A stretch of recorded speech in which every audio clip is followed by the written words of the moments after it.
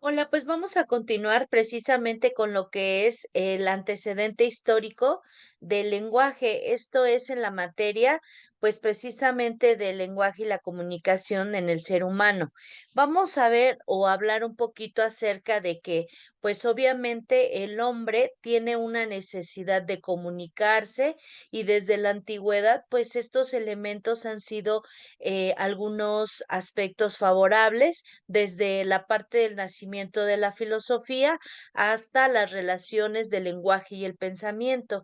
Sabemos también que este tipo de situaciones pues las informan, las estudian y analizan la parte de los filósofos, los psicólogos y que tiene que ver precisamente con la expresión de ideas, de necesidades, de sentimientos, la representación de la comunicación y obviamente también esa parte de la acción media la conducta. El papel que desempeña, en este caso, el lenguaje para el ser humano es fundamental porque lleva a ese comportamiento humano, lleva también a esa forma de comunicarse, trata de desarrollar los aspectos tanto cognitivos como del proceso de el pensamiento.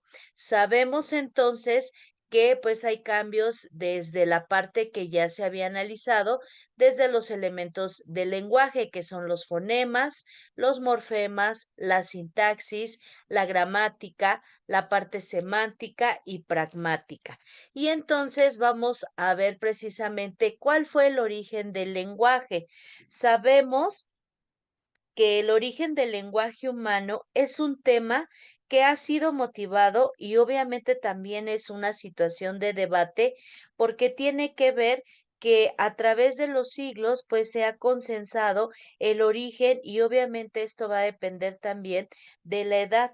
Esto se debe a la falta de pruebas directas de que el lenguaje es una capacidad que produce el humano, o en este caso, pues las personas. Algunas teorías sobre el origen del lenguaje, pues vamos a mencionar que cada uno de estos elementos, pues primero va en la comunicación que tiene que ver desde la historia del hombre, en este caso, pues del Homo sapiens, y que obviamente pues tiene que ver a través de muchísimo tiempo, 2,5 millones de años, y que la comunicación principalmente es esa parte, la no verbal que se inicia con esos elementos y la verbal. Esto viene del latín y se divide en lo que es la parte vulgar y la parte del culto. Maneja las personajes o las personas del pueblo, las personas que leían y escribían, y obviamente esto evoluciona y hace un tipo de lengua. Algunas de las teorías son la teoría del wow, que obviamente es el lenguaje que comenzó cuando los hombres imitaban sonidos naturales. La teoría de la coevolución, que manejaba el lenguaje que evolucionó a medida que los humanos también evolucionaban biológicamente. La teoría del descenso laringal, que obviamente es el argumento del tracto vocal como resultado del descenso de la laringe, cuando fue el primer paso del surgimiento del lenguaje. La teoría de la torre de Babel, donde todos los seres humanos hablaban un mismo idioma hasta que Dios les hizo hablar diferentes idiomas como castigo por la arrogancia. El lenguaje es precisamente una capacidad que desarrolla el ser humano para comunicarse y expresarse a través de diversos sistemas de signos, como los orales, escritos o gesticulares o gestuales, y que obviamente pues esto también nos va a llevar a desarrollar varios aspectos. ¿Cuál fue el origen del lenguaje? Pues se establece principalmente en un primer momento como mencionábamos a través de lo que viene siendo pues el origen o la evolución del ser humano. ¿Por qué? Pues porque hemos detectado, se ha visto, pues que los seres humanos no pueden comunicarse sin el lenguaje, por lo que el lenguaje es conocido como la primera forma de comunicación que puede variar desde el lenguaje hablado a la lengua de signos a la escritura y obviamente pues más tipos de lenguaje.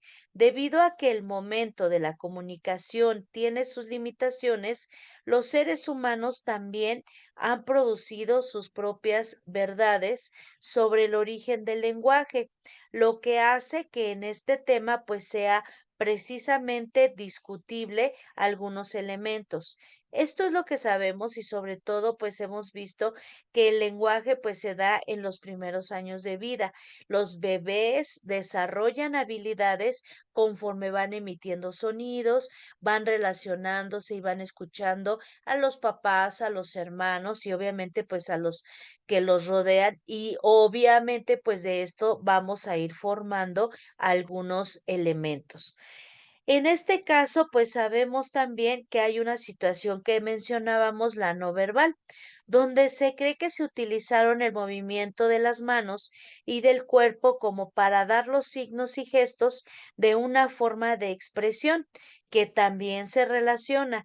Pero sí estamos hablando de la época en la que los humanos usaron la comunicación verbal por primera vez en forma de palabras en lugar de sonidos. Entonces, se argumenta que las palabras se usaron hace alrededor de 150.000 años debido a las existencias más tempranas de evidencias en este entonces.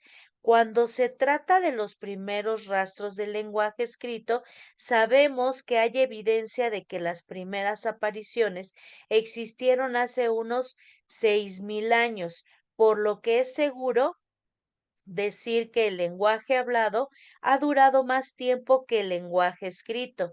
Sin embargo, todavía hay debate hasta el día de hoy sobre cuál es el verdadero origen del lenguaje. Hay diferentes mitos sobre el origen del lenguaje. Sabemos, chicos, que en este caso pues tenemos que leer, tenemos que entender y mencionar algunos aspectos. Debido a que el origen del lenguaje es un tema complejo, que depende de una cantidad limitada de evidencia, las personas recurren a la religión y a mitologías para obtener respuestas. Otras creencias sobre el origen del lenguaje provienen principalmente del contexto del cristianismo, las mitologías africanas y chinas.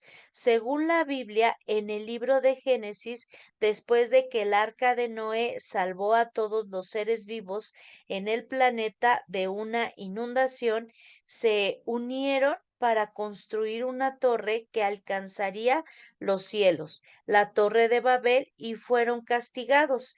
Se cree obviamente que esto es pues basado en la parte de la religión. Sin embargo, también vemos que se desarrolló a través de varias maneras, trabajando simultáneamente a través de la evolución lingüística personal, la transmisión cultural y social y la evolución biológica.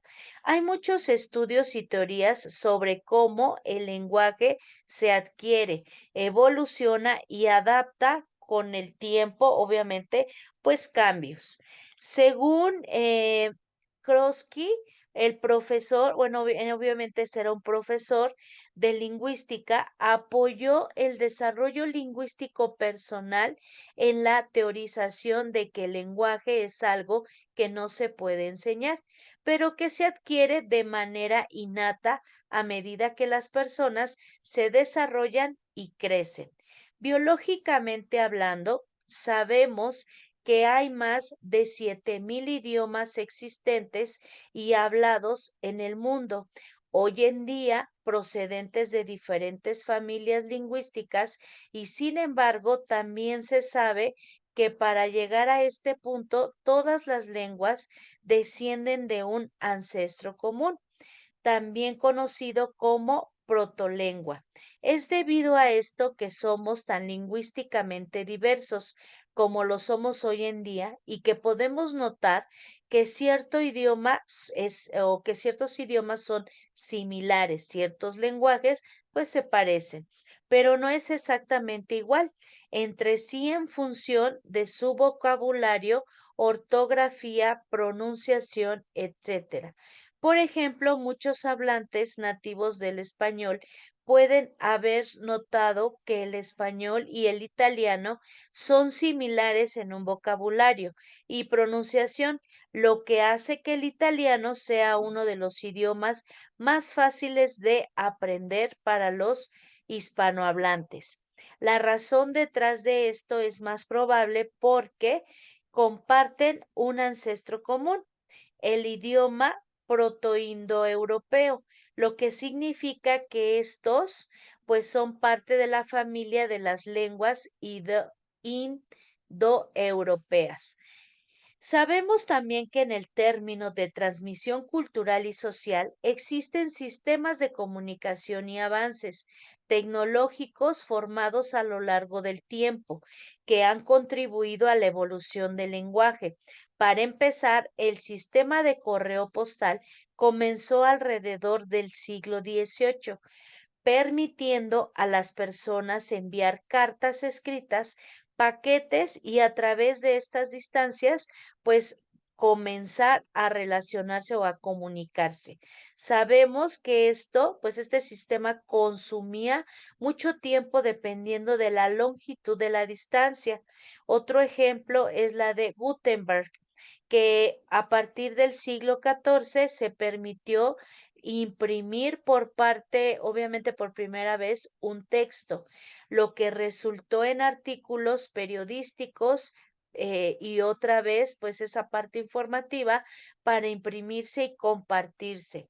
En 1876, Graham Bell inventó el primer teléfono, lo que resultó en una comunicación verbal más rápida entre las personas a distancia, lejos o cortos. Avanzando en el tiempo hasta los años 20, la radio hizo una aparición que permitió que la comunicación se dispersara a grandes audiencias sobre la comunidad de su propia casa. A más tardar, la televisión subió en popularidad, lo que nos permitió ver visualmente por parte o por primera vez, así como escuchar a la gente y comunicarse.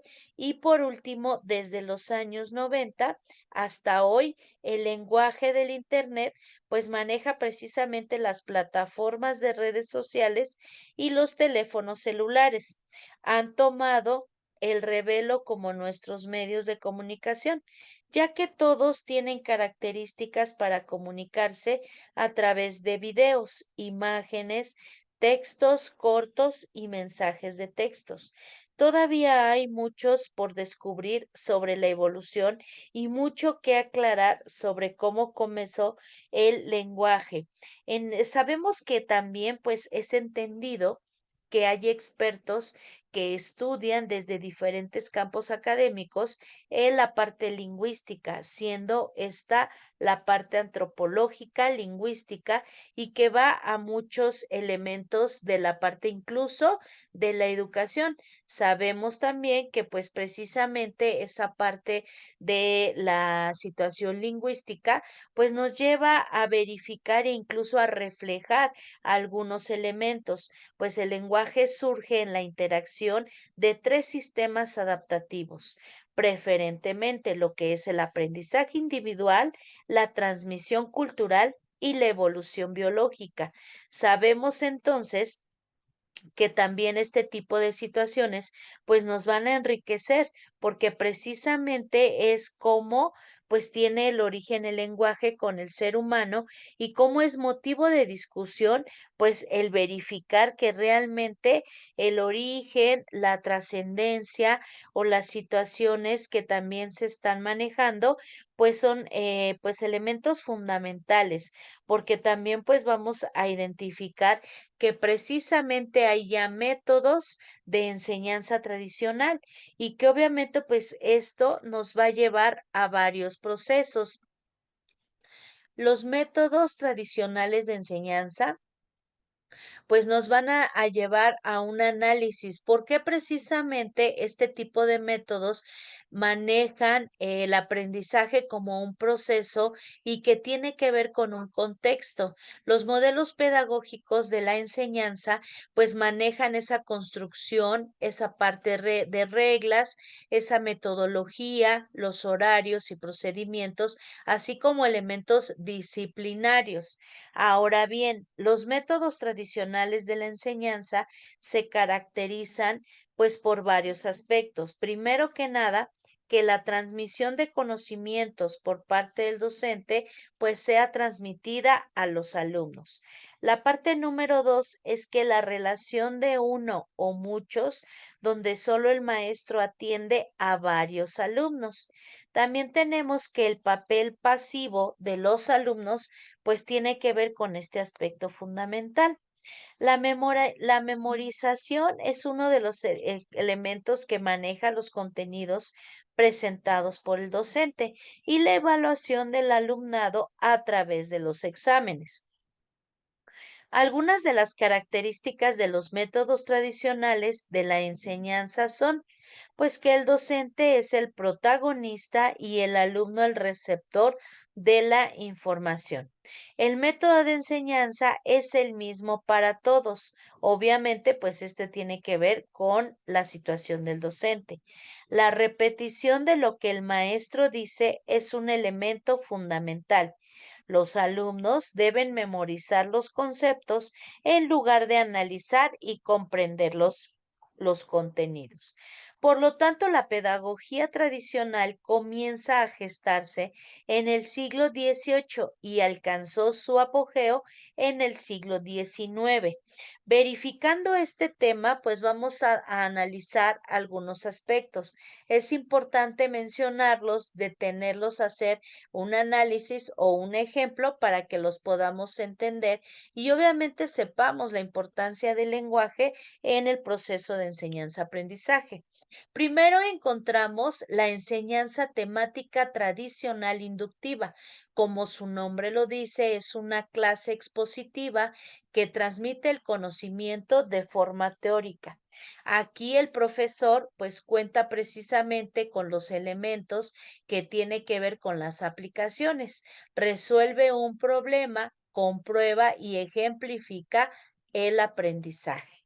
Tenemos también el método híbrido, que precisamente son los retos que nos llevan a leer, a analizar y que esto puede ser tanto escrito como con videos. Y maneja que la información es transmitida y asimilada por el alumno fuera de clase. Es cuando vemos que hay como una relación.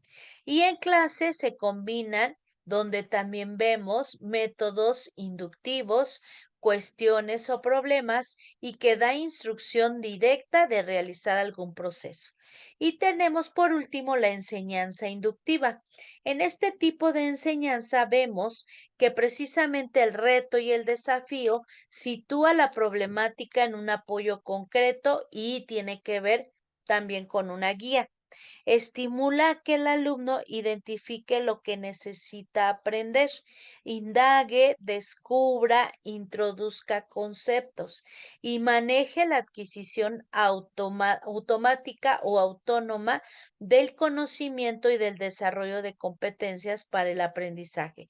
Sabemos entonces que este tipo de métodos pues tiene variables, tiene puntos positivos y que también va a haber dificultades en la implementación de estas herramientas.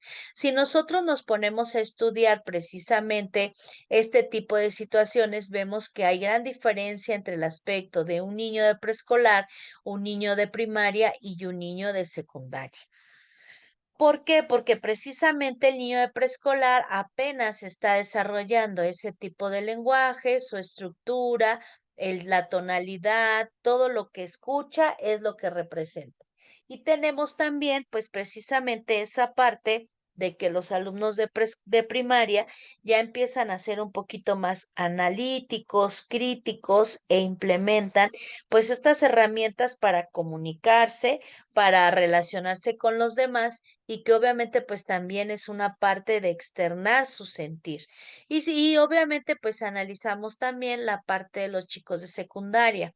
En esta transición de la parte de la adolescencia, pues vemos que también hay como elementos muy importantes que están en búsqueda de la personalidad, que analizamos cuáles son esas herramientas y que lejos a veces de comunicarse correctamente, lo hacemos incorrectamente. Debido a estas situaciones, pues el alumno vemos que maneja diferentes elementos o situaciones. La parte tradicional del modelo pedagógico, pues varía y alcanza precisamente los conocimientos que el alumno trata de identificar.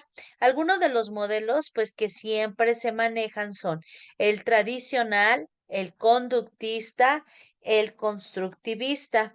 Y sabemos que esta parte la parte del cognitismo social, pues maneja estos modelos de forma diferente. Primero que nada, pues es lo que se aprende o lo que se pretende enseñar. Es esa parte que se utiliza como un aspecto directo de un modelo educativo. ¿Cómo se pretende enseñar? Pues son las herramientas estratégicas que tenemos implementado para el desarrollo de un conocimiento. ¿Cómo se va a medir si se ha alcanzado el aprendizaje? Pues hay diferentes tipos de herramientas, de baterías y que obviamente esto pues nos va a llevar a verificar qué se aprendió, cómo se aprendió y en qué porcentaje se aprendió.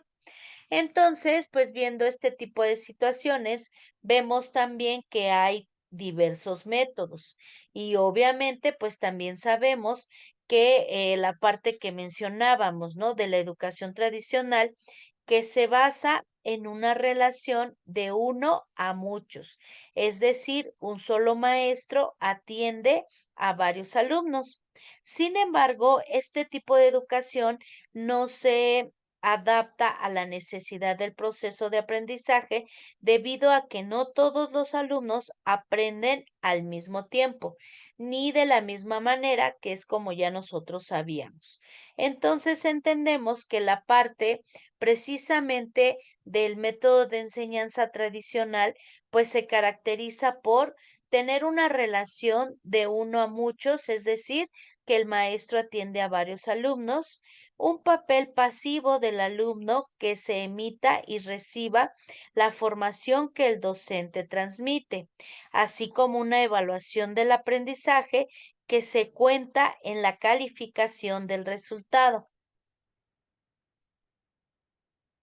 Sabemos que un enfoque expositivo donde se enfatiza y se escucha la comprensión, la repetición y la memorización de los conocimientos, pues se basa precisamente en este tipo de enfoques. También vemos que el uso de libros y exámenes estandarizados es una herramienta de la cual podemos nosotros echar mano.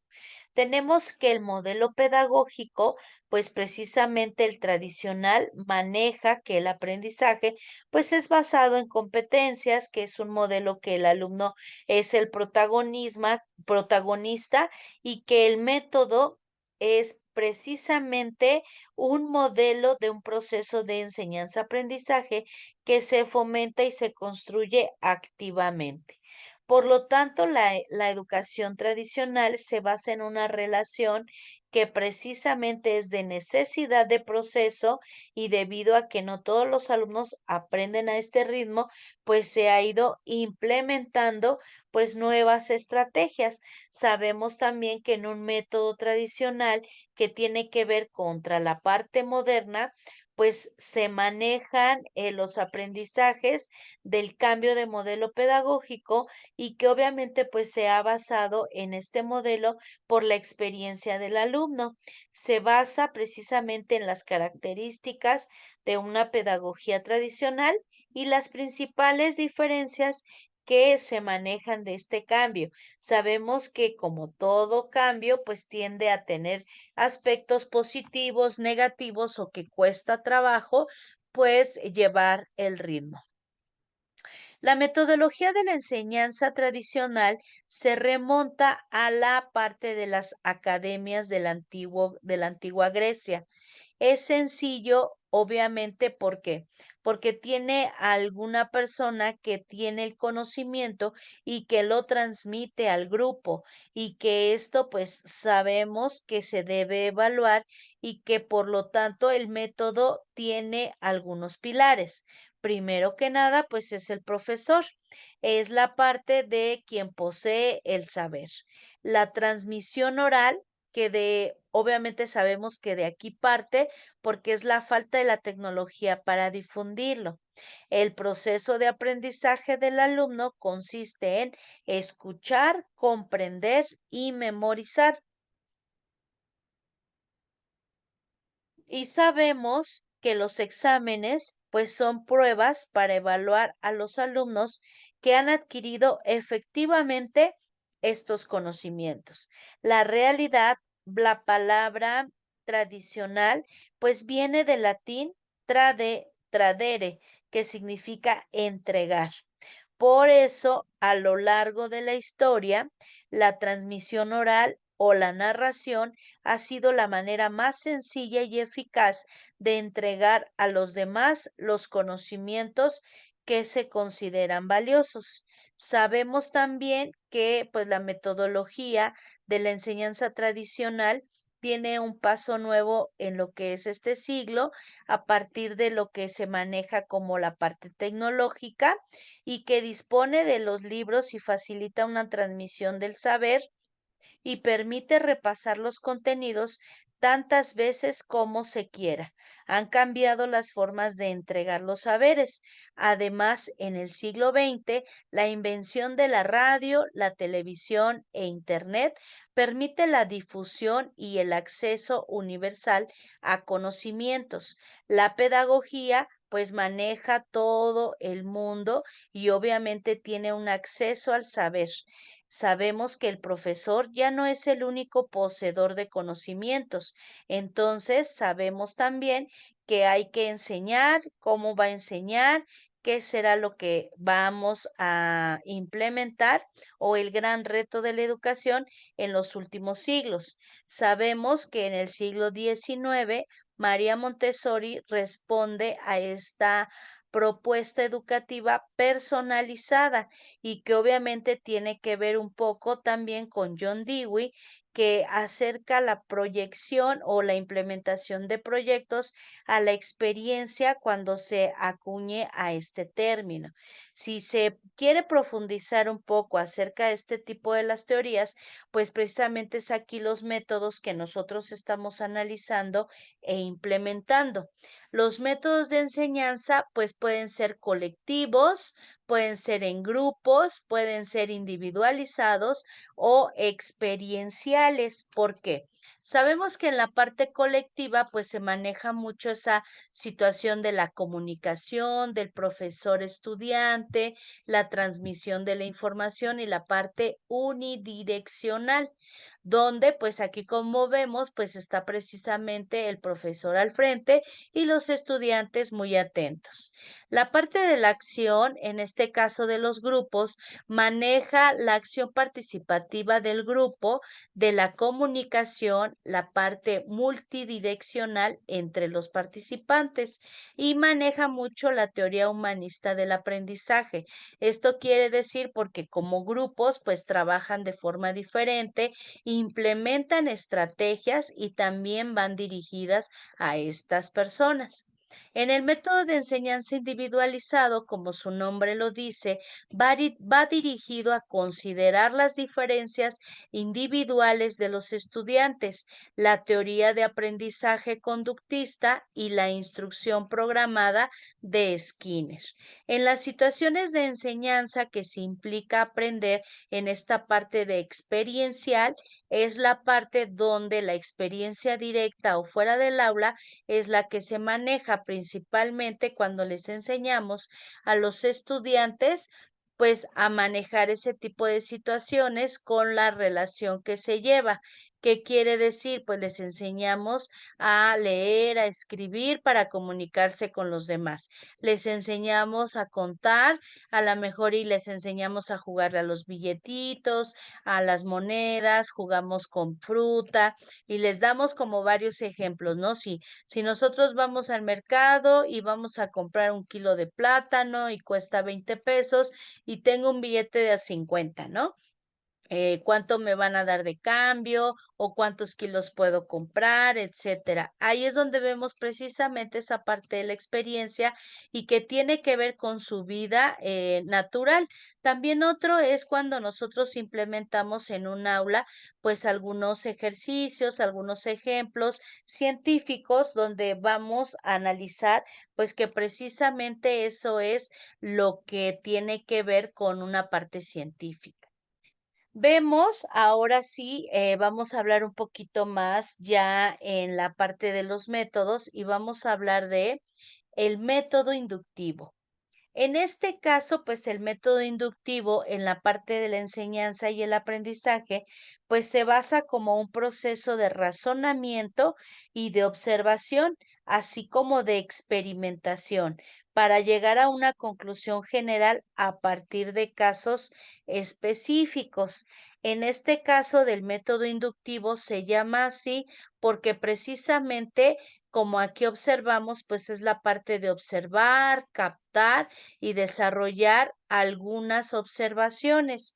En este método, pues vamos a ir mencionando algunas características, pues se maneja a partir de un hecho concreto para formular un razonamiento o procedimiento más general. También se basa en observar y especificar las conclusiones generales. Se llega a una conclusión general o a una teoría que se considera válida para todos los casos y que es similar.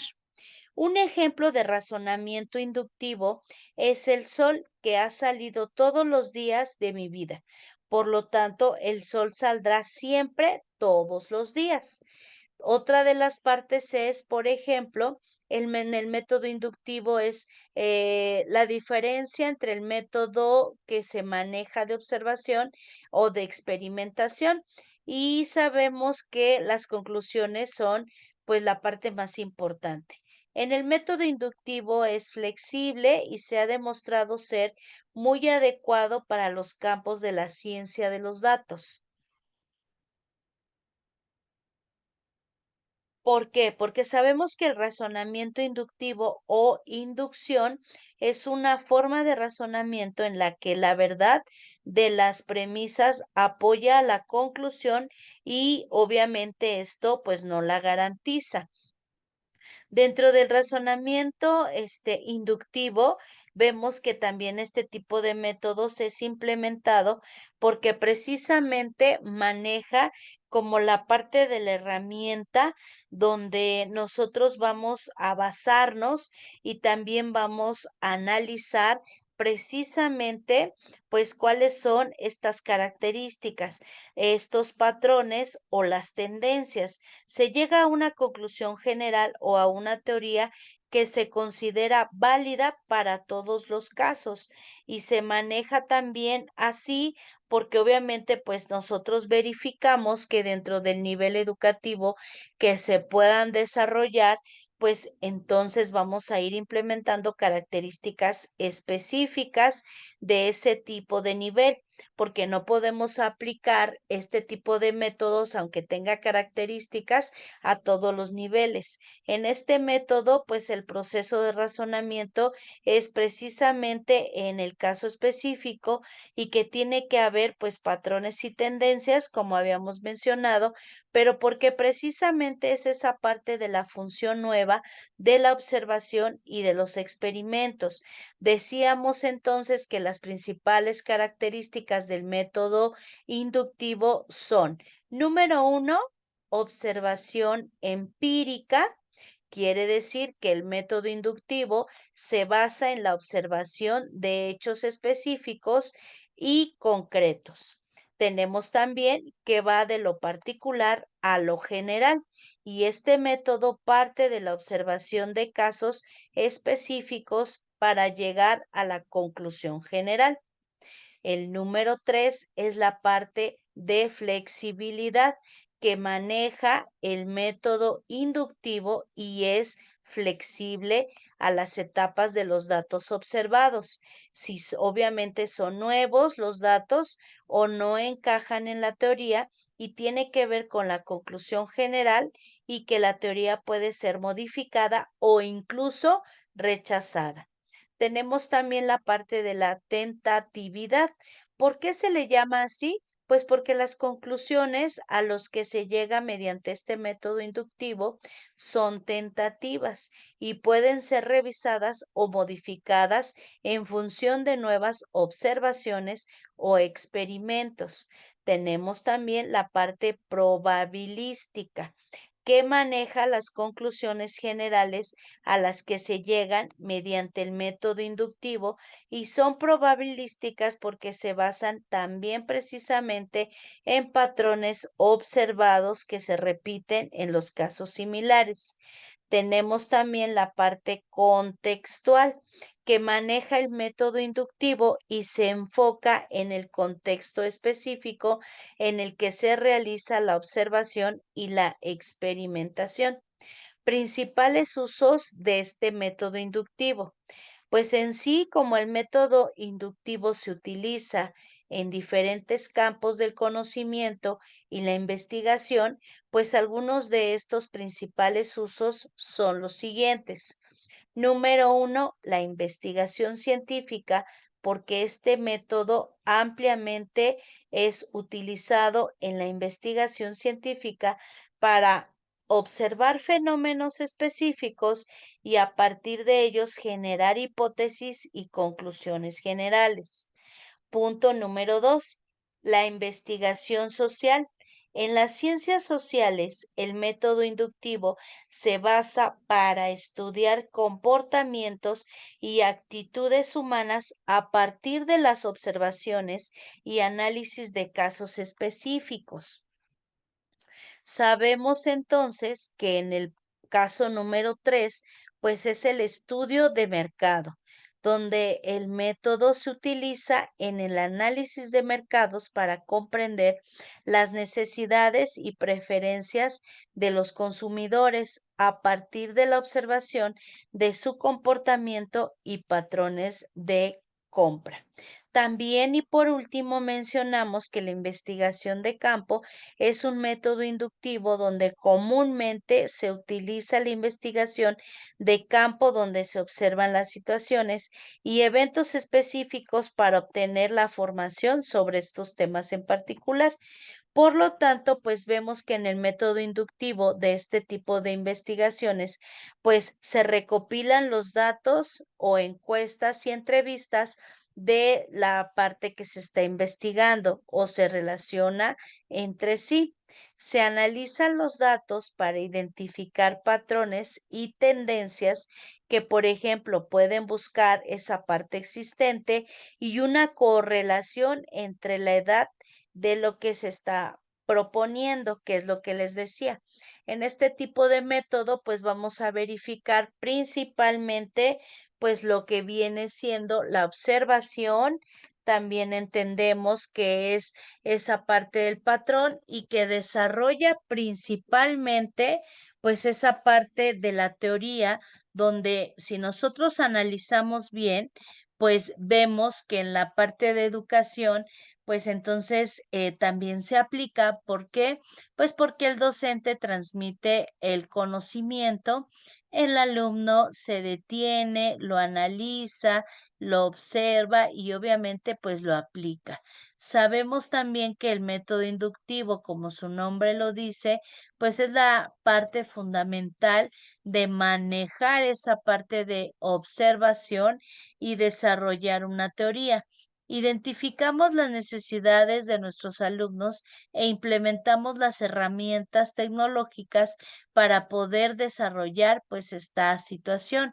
Ahora, dentro de este método, pues vamos a verificar que también tenemos pues necesidades y que pues mediante algunos métodos de enseñanza pues vamos a encontrar esta parte del método inductivo y que tenemos también la clasificación de algunas herramientas como el método pasivo, el método activo, el método globalizado, el método especializado, la parte dogmática y la parte heurística. Ahora, en la clasificación vamos a ver que la parte de las estrategias o del método pasivo pues precisamente es que se van a desarrollar actividades donde el profesor va a permanecer o en este caso a formar la parte de exposiciones, preguntas, dictados a los alumnos, que es precisamente cuando los tenemos pues trabajando activamente. Tenemos también la parte del método activo, donde se encuentra la participación del alumno y del mismo método a sus actividades. Son las que se logran la motivación del alumno, todas las técnicas de enseñanza y pueden convertirse en activas y que también pues se maneja o se convierte en una parte de orientación del aprendizaje. Entonces vemos que también existe, de acuerdo a la sistematización de conocimientos, el método globalizado o el método especializado. En el método globalizado, pues vamos a contar con centros de interés, con las clases que se desarrollan abarcando un grupo de áreas y que obviamente esto va a manejarse a la asignatura o temas de acuerdo a necesidades e importancia de algunas características específicas. En este método globalizado, por ejemplo, vamos a analizar esa parte de especialidad o interdisciplinaria. Vemos que en la parte de matemáticas vamos a poder manejar grupo, elemento y que tiene que ver a lo mejor con la relación de los animales de la granja y que tiene que ver también con esa parte de implementación, de verificar en qué asignatura ingresa, como pues a lo mejor los animales de granja, los animales de selva, los animales de bosque, cuáles son sus necesidades, cuáles son sus características, realizamos una investigación y obviamente pues esto se va a poder implementar mediante una exposición, por ejemplo, ¿no? Cuando se parte precisamente de un interés de por qué a lo mejor los pollitos no viven en otro lado, bueno, entonces ya vemos las características, explicamos las situaciones y obviamente pues también son elementos que el alumno va a tener como una herramienta. Dentro de estos elementos pues encontramos también el método especializado. En este método especializado pues vamos a darnos cuenta que cuando las áreas o los temas se manejan independientemente, aislados, pues también son articulaciones entre sí. Como les mencionaba, la parte de especializado es cuando tal vez vemos que estamos hablando de uno, de muchos, de la relación matemática con tal vez, no sé, se me ocurre los pollitos, las gallinas, los perros, y entonces analizamos primero que nada, pues las características del animal. En punto número dos, pues entonces también vemos sus necesidades, que comen, dónde viven, si pueden vivir adentro de una casa, si tienen a lo mejor una granja, y entonces vamos analizando ese método especializado donde vemos cuáles son los aspectos de importancia y obviamente esto pues nos lleva a una sistematización del conocimiento porque tiene que ver con un complemento de un sistema.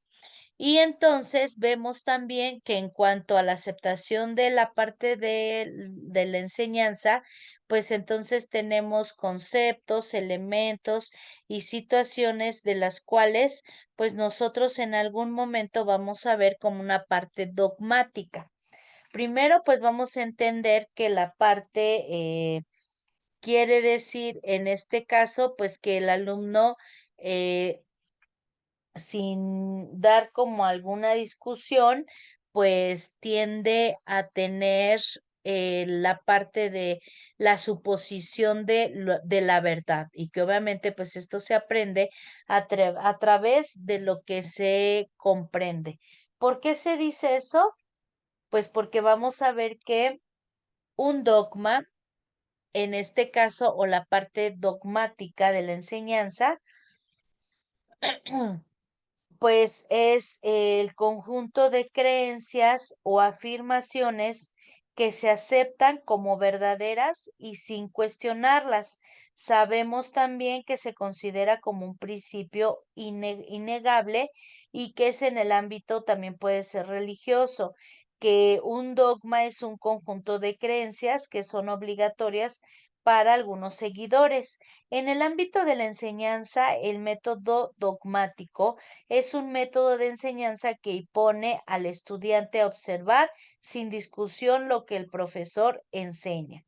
En este ámbito jurídico podemos encontrar que la parte dogmática es el estudio del orden, juicio o en este caso vamos a ver qué es la parte de la reflexión de un método expositivo que se tiene como principal doctrina y que no obviamente tiene una estructura de los códigos.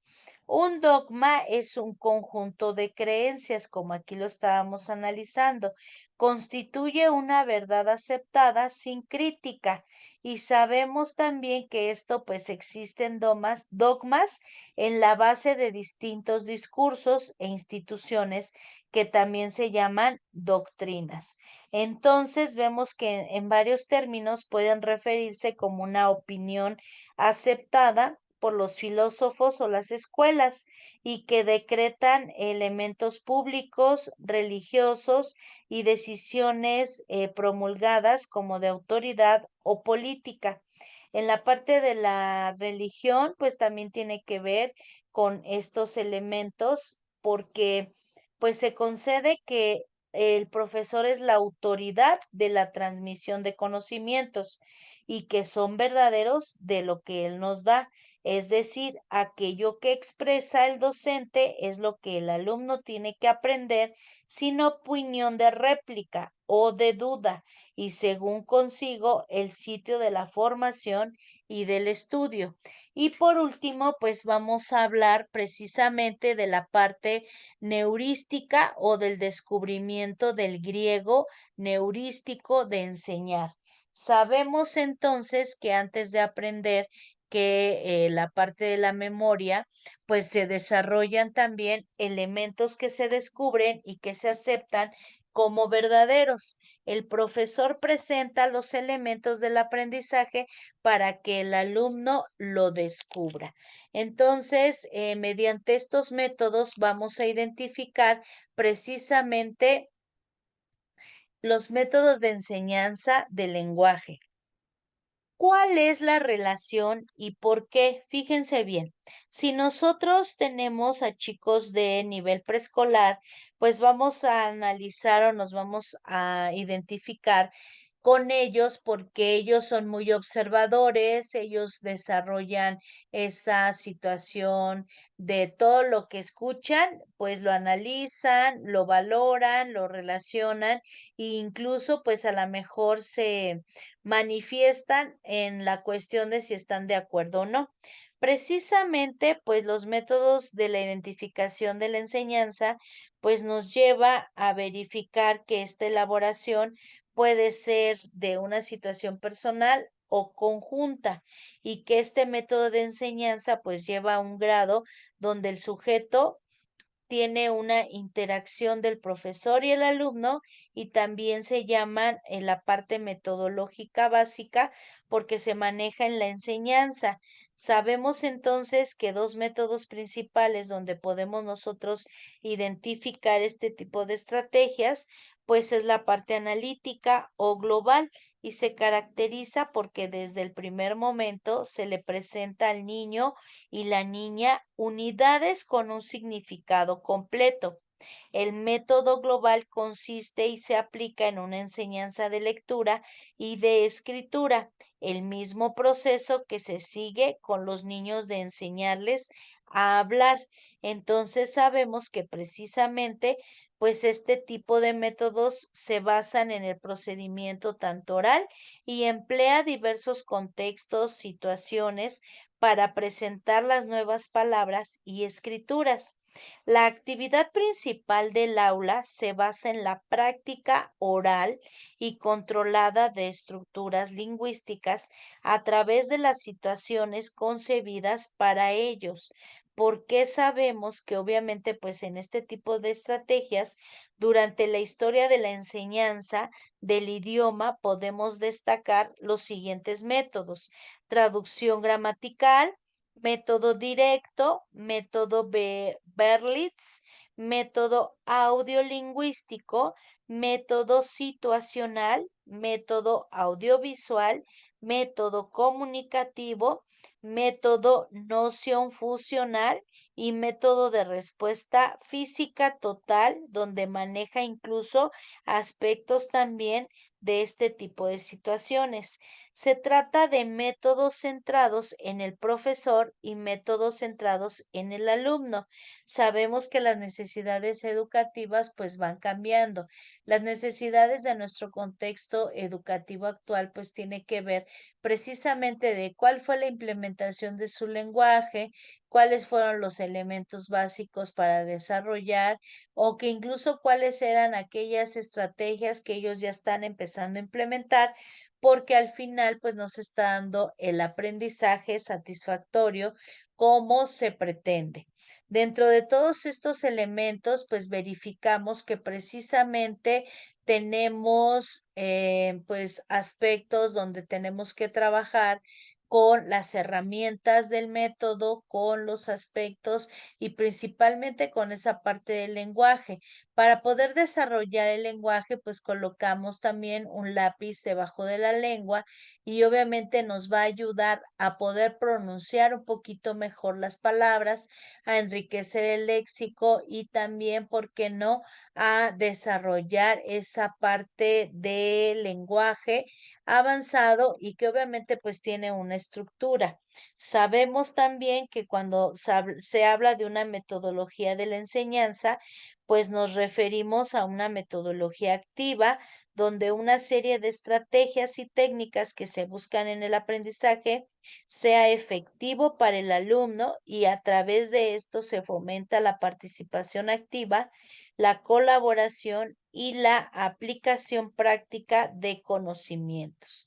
Dentro de estos aspectos, pues vamos a ver que los métodos de la enseñanza pues tienen que ver el cómo se enseña y para qué se enseña.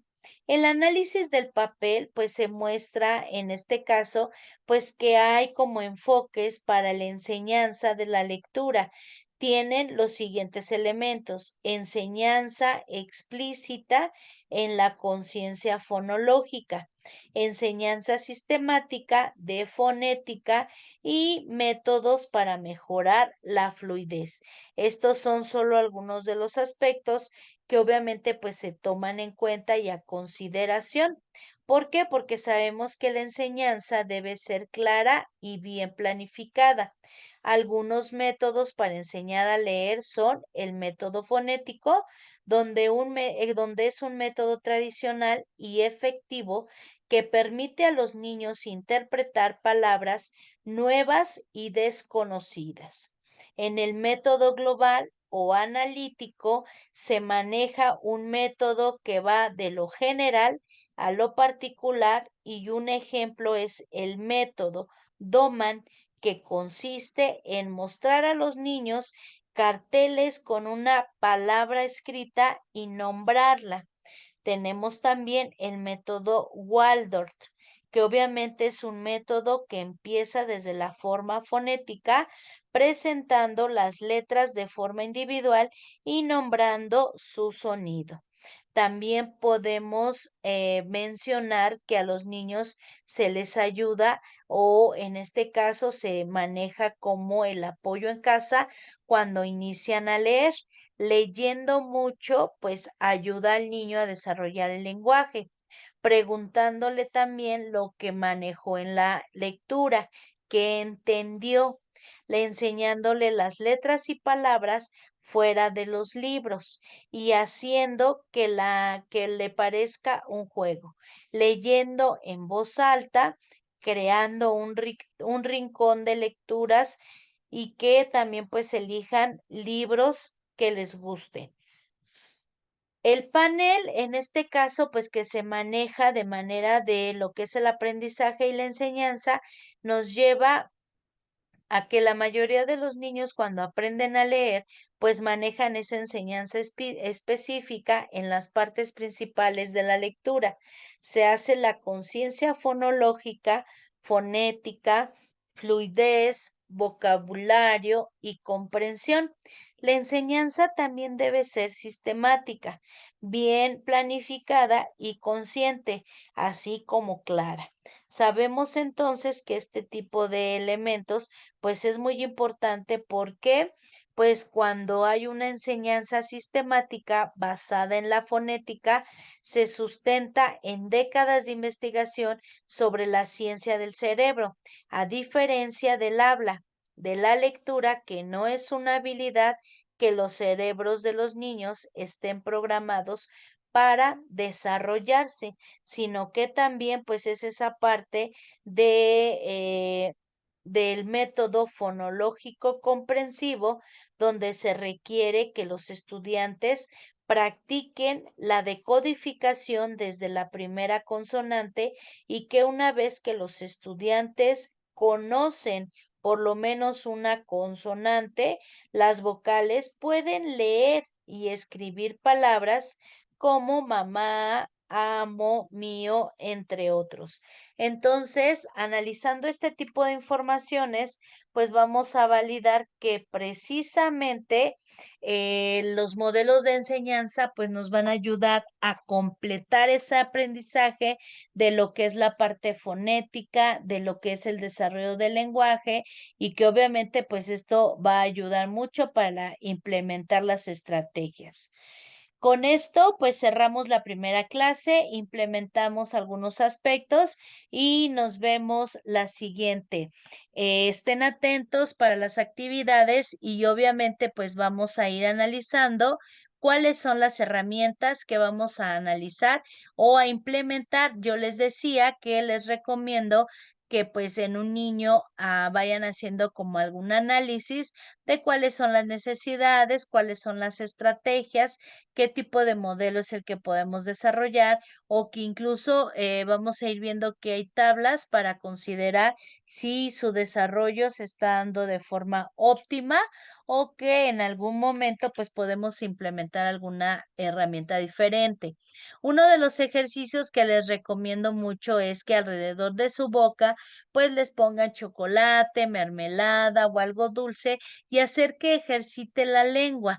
Muchas veces el lenguaje no se desarrolla porque no se esfuerzan, sino que nada más emiten sonidos, nada más manejan algunas situaciones como señalar las cosas y obviamente pues no se va a desarrollar el lenguaje de forma óptima para que pues esta personita pues llegue a concluir o tener precisamente pues esa parte del desarrollo del lenguaje lo más concreta. Otra parte es colocar debajo de la lengua el lápiz. Sabemos que hay ejercicios que se pueden estar trabajando para que en cierto momento, pues el niño también, en este caso, pues se vea el avance, se vea que ya está también aprendiendo y que obviamente pues está dando el desarrollo óptimo de todo este tipo de situaciones. Sabemos que el lenguaje como herramienta pues es la parte fundamental de la comunicación del ser humano y que obviamente pues tenemos nosotros que aprender a desarrollar, tenemos que apoyar también a nuestros niños o a nuestros estudiantes, porque también nos vamos a encontrar con varios casos donde a cierta edad pues les va a costar mucho trabajo pronunciar, tal vez a lo mejor desarrollan algunas situaciones de lenguaje incorrecto y que obviamente pues nosotros también tenemos esa habilidad o esa capacidad que la carrera pues nos va a fundar en este caso o nos va a apoyar porque sabemos que son herramientas de las cuales pues vamos a desempeñar correctamente o que incluso pues puede haber una especialidad. Ustedes pueden estudiar una especialidad en lenguaje o en problemas de lenguaje y que obviamente pues esto nos va a ayudar a enriquecer más nuestro conocimiento. Pues entonces, como les decía, cerramos la primera clase con esta actividad donde vemos los métodos y cuál es el que utilizaríamos y por qué. Entonces, quedamos pendiente y seguimos la próxima. Gracias.